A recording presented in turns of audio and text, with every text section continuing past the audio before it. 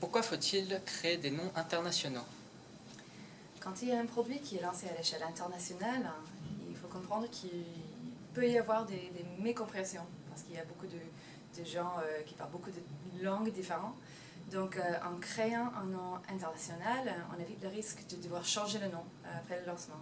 Et puis c'est aussi plus économique, parce qu'en choisissant un nom international, au lieu d'un nom pour chaque pays, pour chaque langue, c'est beaucoup moins coûteux.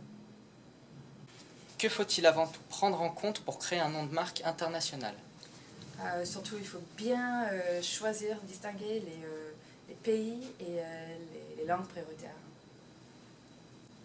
Quelle est la principale différence dans le processus de création d'un nom international? D'abord, il faut créer une base de mots, de sonorité internationale, ce qui peut prendre beaucoup de temps. Et vous pouvez imaginer qu'avec chaque pays qui est ajouté au dossier, ça devient beaucoup plus long et coûteux. Pour ça, on a un réseau des traducteurs pour vérifier qu'on n'a pas fait des bêtises en créant des noms. Et aussi, il faut faire des checks linguistiques et légaux assez élargis et approfondis. Que faut-il éviter lors de la recherche d'un nom de marque international?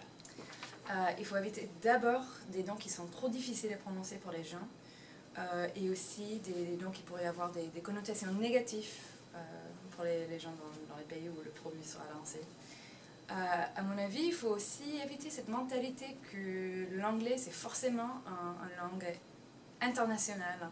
Par exemple, ici en France, vous avez des pressings, des brushing, et ça ne veut rien dire en anglais. Et à mon oreille anglophone, ça me paraît un peu ridicule.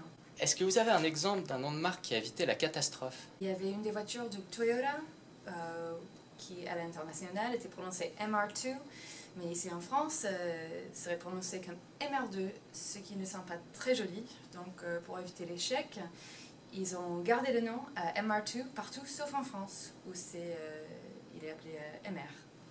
Est-ce que vous avez un exemple d'un nom de marque qui a fait obstacle au développement d'une entreprise? Il y a la société Bull Group, ici en France, qui ont voulu s'implanter aux États-Unis il n'y a pas longtemps. Et ils ont décidé de garder le nom Bull Group, ce qui marche très bien ici avec leur réputation. Par contre, aux États-Unis, c'est court pour un gros mot. Et donc cette connotation, c'était pas le meilleur choix de nom aux États-Unis.